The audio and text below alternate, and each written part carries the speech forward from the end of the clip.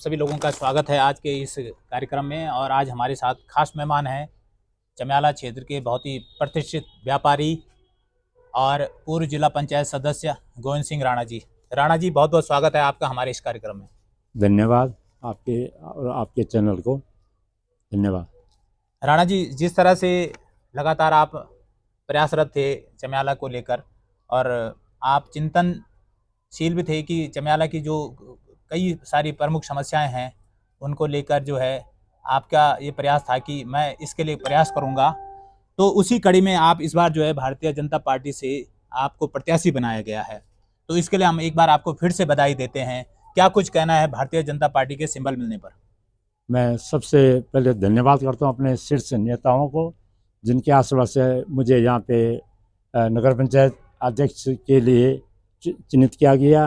मैं सभी भारतीय जनता पार्टी के कार्यकर्ताओं का और भारतीय जनता पार्टी के जितने भी हमारे बूथ से लेकर जितने भी कार्यकर्ता उनका तहे दिल से स्वागत है, अभिनंदन करते हुए मैं उनके दिल की गहराई से उनका हार्दिक स्वागत है, अभिनंदन करता हूँ। राणा जी, आप पूर्व में जिला पंचायत का चुनाव भी लड़े हैं, जनता ने आपको मैंडेट दिया और आप जीत गए थे भारी मतों से। उस चुनाव को और इस चुनाव में इस बार भी आप लोगों के बीच में जा रहे हैं, तो दोनों में क्या अंतर लगता है आपको? देखो, जो जिला पंचायत का चुनाव था वो काफ़ी बड़ा क्षेत्र था और ये एक छोटा सा क्षेत्र है जिसमें हमने लगातार वर्षों वर्षों से विभिन्न कार्यों में अपनी भागीदारी निभाई है।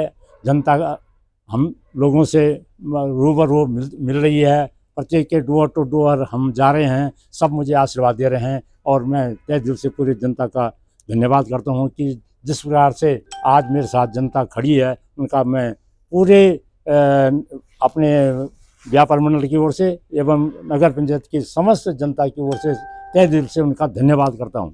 राणा जी, जिस तरह से जब टिकट बंटवारे की बात आ रही थी तो आपके जो है बागी 2-3 लोग थे, जिसमें से एक अभी भी निर्दलीय तौर पर मैदान में, नागचंद जी, उनको आप किस तरह से देखते हैं?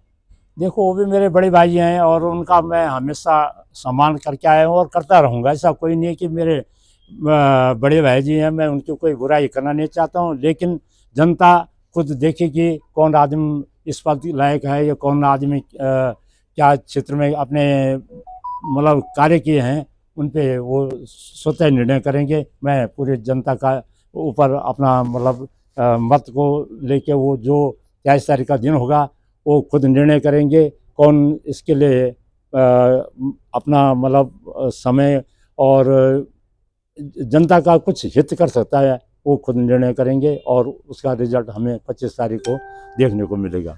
राणा जी, जिस तरह से अगर हम पहचान की बात करें तो मुझे नहीं लगता है कि चमियाला क्षेत्र नगर पंचायत में कोई ऐसा व्यक्ति होगा जो आपको नहीं जानता होगा। वहीं नागचंद जी की जो पहचान है चमियाला लाटा में, उनको काफ़ी उनका जो है वहाँ प्रधान का करियर रहा है उनके परिवार का, वहाँ लोग उनको जानते हैं। लेकिन इस तरफ शायद उनको लोगों को तक अपनी पहचान बनाने में थोड़ा सा कोशिश करनी पड़ेगी। तो जिस तरह से वो चुनावी रण में हैं और जिस तरह से भाजपा ने उनको, जब वो पिछली बार वो मैदान में थे और उस समय उनको जो है उसके बाद उनका जो प्रतिफल ये दिया गया था कि उनको जो है मनोनीत सदस्य बनाया गया था नगर पंचायत में, क्या आपको नहीं लगता है कि उनको इस बार ऐसे में दावेदारी नहीं करनी चाहिए थी या भाजपा के खिलाफ नहीं जाना चाहिए था? अब देखो, प्रत्येक व्यक्ति अपनी अपनी सोच है, मैं उनके बारे में ज़्यादा टिप्पणियाँ तो नहीं करूँगा। जो अब वो हमसे भी बहुत पुराने कार्यकर्ता थे, धन्यवाद करता हूँ मैं उनके लिए। और मैं कभी भी किसी बुराई आज तक जीवन में हमने किसी बुराई की और हम प्रत्येक व्यक्ति का सम्मान करते हैं। आज चाहे हमारा कोई क्षेत्र में मेरे विरुद्ध काम भी करोगे तब फिर भी मैं उसे सम्मानजनक से उससे देखता हूँ। आपने जो अपील अपनी बनाई है जनता के बीच में, जो आपने प्रस्तुत की है, उसमें आपने कहा है कि चमियाला बाजार में जो पार्किंग अधर में लटकी हुई है उसके लिए आप कार्य करेंगे। लेकिन इस पर जो लोग कहते हैं कि ये जो है माननीय विधायक जी की भी एक कहीं ना कहीं घोषणा रही कि वो घंसाली को जाम से मुक्ति दिलाने के लिए और यहाँ पे चमियाला को पार्किंग के लिए व्यवस्था करेंगे। तो लोग कहते हैं कि उनसे ये हो नहीं पाया और ऐसे में आप फिर से चुनावी मुद्दा बना रहे हैं। नहीं, ऐसा कुछ नहीं है, उसका पैसा भी स्वीकृत हो रखा है, लेकिन नगर पंचायत की लापरवाही से उनकी सही नीति नियम न होने के कारण से वो अधर में लटका वो पार्किंग अधर में लटकी हुई है। और उसके अलावा हम भी जैसे हमारा आगे हम चाहते हैं वहाँ पे छोटे वाहनों की पार्किंग हो वहाँ पे क्योंकि जगह कम है। और उसके अलावा जैसे बड़े वाहन के लिए हम सिरकोट के गदेरे में पार्किंग की व्यवस्था करवाएंगे, ये जी, मेरा लक्ष्य है। जी, आपने बिल्कुल सही कहा कि सिरकोट गदेरे में काफ़ी सारी व्यवस्था हो सकती है पार्किंग को लेकर। आपका कहना है कि जो बेलेश्वर अस्पताल में डॉक्टर टेक्नीशियन के पद खाली हैं, आपका प्रयास रहेगा कि वहाँ अविलंब नियुक्ति की जाएगी। लेकिन इस पर भी जो लोग सवाल उठा रहे हैं कि ये विधायक जी का काम था। विधायक जी ने हालाँकि वहाँ पर डॉक्टरों की तो उन्होंने नियुक्ति करवा दी है, लेकिन जो विशेषज्ञ है, खासतौर पर जो गायनी है, वो अभी तक वहाँ पे उसकी जो है उपलब्धता नहीं हो पाई। आपका नहीं, क्या कहना है? इसके लिए मैं पूरा प्रयास करूँगा। माननीय मुख्यमंत्री से मुलाकात करके वहाँ पे गायनी का उनका पद को भरने का काम करेंगे। और माननीय विधायक जी के साथ लेकर हम जो भी वहाँ पे रिक्त पद हैं उनके शीघ्र उन रिक्त पदों की पूर्ति करेंगे। माननीय विधायक जी द्वारा वहाँ पे 10 डॉक्टरों की नियुक्ति की गई है। ऐसा कुछ नहीं है कि लोग कई मुद्दे उठाते हैं, लेकिन ऐसा कुछ नहीं है। पूरा धीरे धीरे सब कुछ सही हो रहा है, ऐसा मेरा मानना है। ताजबी रावत जी जो आपके विपक्ष में लड़ रहे हैं, उनका कहना है कि चाहे ममता पंवार जी की बात करें या गोविंद सिंह राणा जी की बात करें, दोनों ही लोगों को जो है जनता ने अपना अपना मैंडेट दिया है और दोनों ही लोगों से उनके जो पूर्व के कार्यकाल रहे हैं, कहीं ना कहीं लोग जो है उनसे नाराज हैं। आपका क्या कहना है?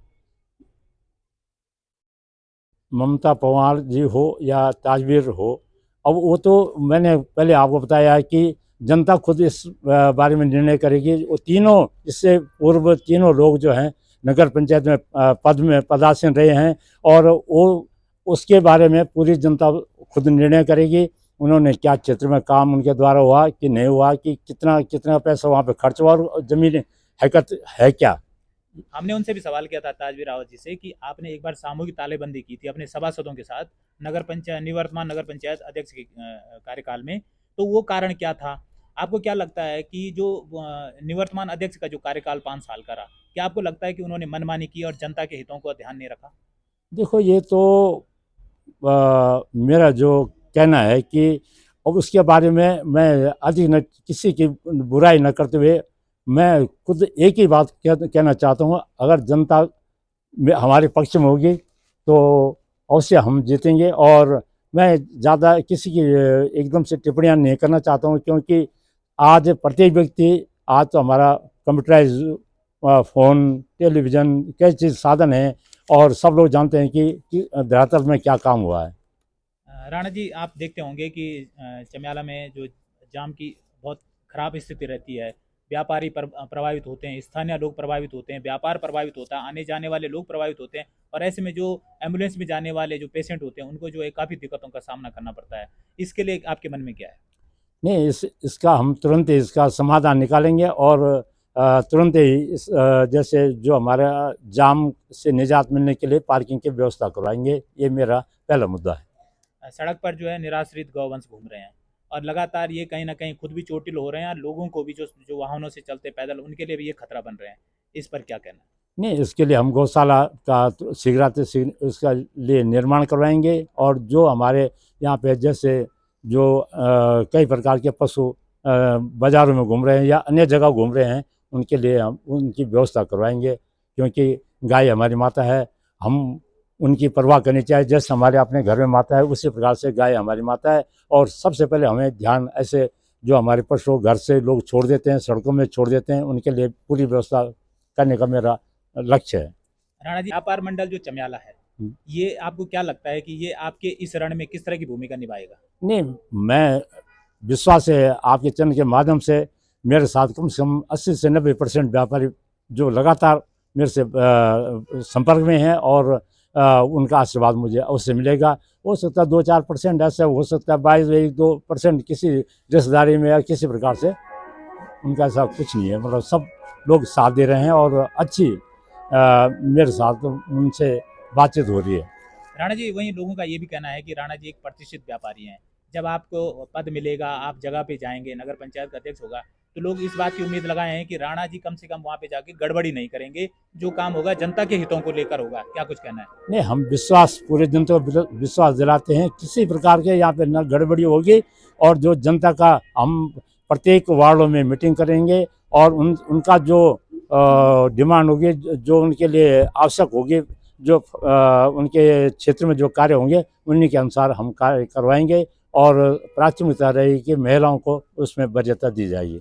राणा जी ने आपने एक बहुत अच्छी बात इसमें रखी है कि जो निजी विद्यालय हैं या सरकारी विद्यालय हैं, और खास तौर पर आपने पुस्तकालय को लेकर एक बड़ी बात रखी है। क्या वाकई पुस्तकालय पर काम होगा? क्या इस पे जल्द काम अगर क्षेत्र में होगा तो निश्चित तौर पर जो हमारे युवा हैं, जो बाहर जाते हैं, जो परेशान रहते हैं शिक्षा को लेकर, क्या उनको वाकई ऐसा पुस्तकालय उपलब्ध हो पाएगा? नहीं, अवश्य, क्योंकि यहाँ पे पुस्तकालय हमारे नगर पंचायत क्षेत्र में, नगर पंचायत क्या मैं बता रहा हूँ, पूरे घनसाली क्षेत्र में कहीं पर भी यहाँ पे पुस्तकालय नहीं है, जिससे हमारे बच्चे आगे बढ़ने में, शिक्षा का मार्गदर्शन करने में काफ़ी वंचित रह जाते हैं। उनके लिए शीघ्र उसका पुस्तकालय का हम निर्माण करवाएंगे। ऐसी कौन सी बात आपको लगती है जिसको लेकर आपके मन में ये बिल्कुल आप निश्चिंत हैं कि जनता आपको ही चुनेगी?